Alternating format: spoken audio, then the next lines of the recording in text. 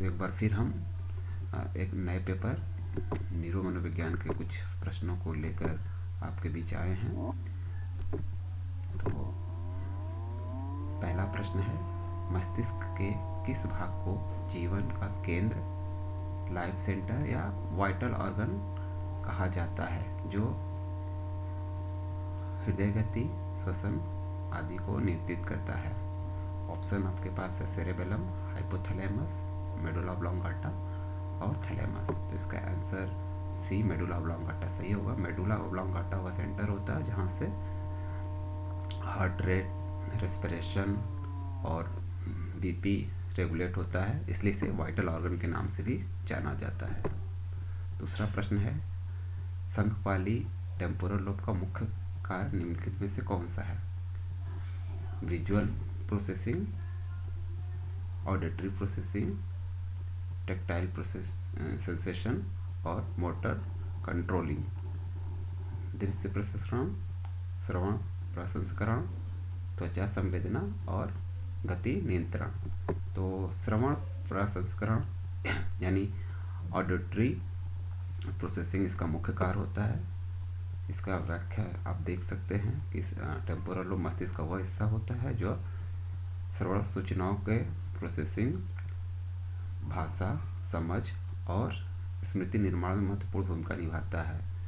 यह लोब यह पाली ध्वनि संकेतों की व्याख्या करने और उन्हें समझने में सहायता करता है। तीसरा प्रश्न है, कौन सा मस्तिष्क क्षेत्र मुख्य रूप से स्मृति निर्माण के लिए उत्तरदायी या जिम्मेदार है? Hippocampus, amygdala, cerebellum, thalamus. तो इसका सही उत्तर होगा हिप्पोकैम्पस। हिप्पोकैम्पस टेम्पोरल लोब में पाया जाने वाला वह सेंटर है वह जो कि मेमोरी को सुदृढ़ करता है। इसका एक्सप्लेनेशन आप देख सकते हैं कि हिप्पोकैम्पस मस्तिष्क का वह भाग है जो नई स्मृतियों के निर्माण और उन्हें दीर्घकालीन स्मृति में संग्रहित करने में महत्वपूर्ण भूमिका निभाता है। इसकी क्षति से नई जानकारियों को सीखने में कठिनाई हो सकती है।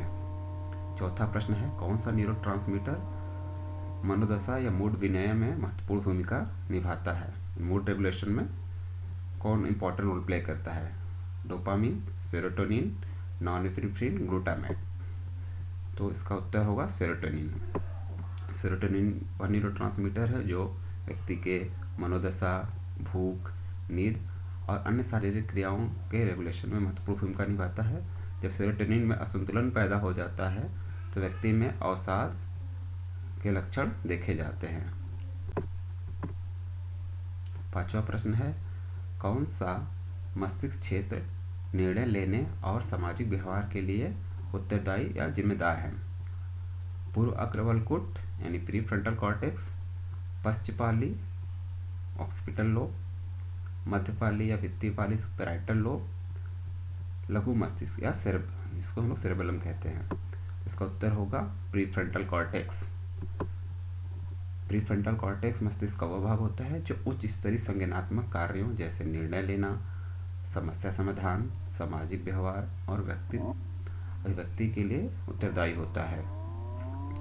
इस क्षेत्र के क्षति होने से व्यक्ति के निर्णय लेने में कठिनाई तथा सामाजिक व्यवहार में परिवर्तन देखा जाता है। छठा प्रश्न है, ब्रोका एरिया मस्तिष्क के किस लोब में स्थित होता है और इसका क्या कार्य है? तो यह ऑप्शन हमारे पास है मध्यपाली और संवेदना प्रसंस्करण, अग्रपाली भाषा उत्पादन, संघपाली श्रवण प्रसंस्करण और पश्चपाली दृश्य प्रसंस्करण। तो इसका उत्तर होगा फ्रंटल लोब, जिसको अग्रपाली या कहीं कहीं ललाट लोब के नाम से भी देख सकते हैं, और इसका मुख्य काम होता है भाषा उत्पादन। ब्रोका एरिया लैंग्वेज प्रोडक्शन के लिए जाना जाता है।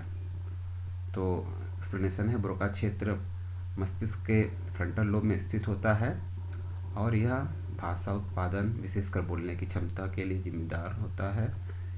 इस क्षेत्र में क्षति होने पर व्यक्ति को बोलने में कठिनाई होती है, जिसको हम लोग एफिजिया के नाम से जानते हैं। ब्रोका एफिजिया हो सकता है व्यक्ति में। अगला प्रश्न है, न्यूरोट्रांसमीटर डोपामिन की कमी किस न्यूरोलॉजिकल बीमारी से जुड़ी हुई है। इसको दूसरे तरह कह सकते हैं कि डोपामिन न्यूरोट्रांसमीटर की कमी से कौन सा विकार होता है। अल्जाइमर, पार्किंसन, सिजोफ्रेनिया या अवसाद या डिप्रेशन। तो इसका उत्तर होगा पार्किंसन रोग। न्यूरोट्रांसमीटर जो हमारा डोपामिन होता है, यदि इसकी कमी हो जाती है तो व्यक्ति में पार्किंसन, और यदि इसकी अधिकता हो जाती है तो व्यक्ति में सिजोफ्रेनिया की स्थिति उत्पन्न होती है। पार्किंसन व्यक्ति में जो होता है कि उसका जो मूवमेंट होता है कंट्रोल करने में काफ़ी प्रॉब्लम होती है। 8वां प्रश्न है, मस्तिष्क का कौन सा भाग संवेदी सूचनाओं को परिचालित करता है। अग्रपाली, मध्यपाली, शंखपाली या पश्चपाली। इसका उत्तर होगा भित्तिपाली या मध्यपाली, जिसको पैराइटल लोब के नाम से जाना जाता है। इसको कहीं कहीं आप लोग पार्श्विका लोब भी मिल जाएगा, पार्श्विका लोब, मध्यपाली, और कहीं कहीं आपको भित्तिपाली मिल जाएगा। का मुख्य कार्य जो होता है सेंसरी से होता है। इसमें सोमेटोसेंसरी कॉर्टेक्स के नाम से भी जाना जाता है। इसमें ताप, दाब, दर्द की जो सूचनाएं प्रोसेस करती हैं। 9वां प्रश्न है, भागो, लड़ो या भागो, फाइट और फ्लाइट प्रतिक्रिया किस तंत्रिका तंत्र से द्वारा नियंत्रित की जाती है या किया जाता है। आपका यहाँ पे विकल्प है उप अनुकंपी तंत्रिका तंत्र, अनुकंपी तंत्रिका तंत्र, कायिक तंत्रिका तंत्र या केंद्रीय तंत्रिका तंत्र।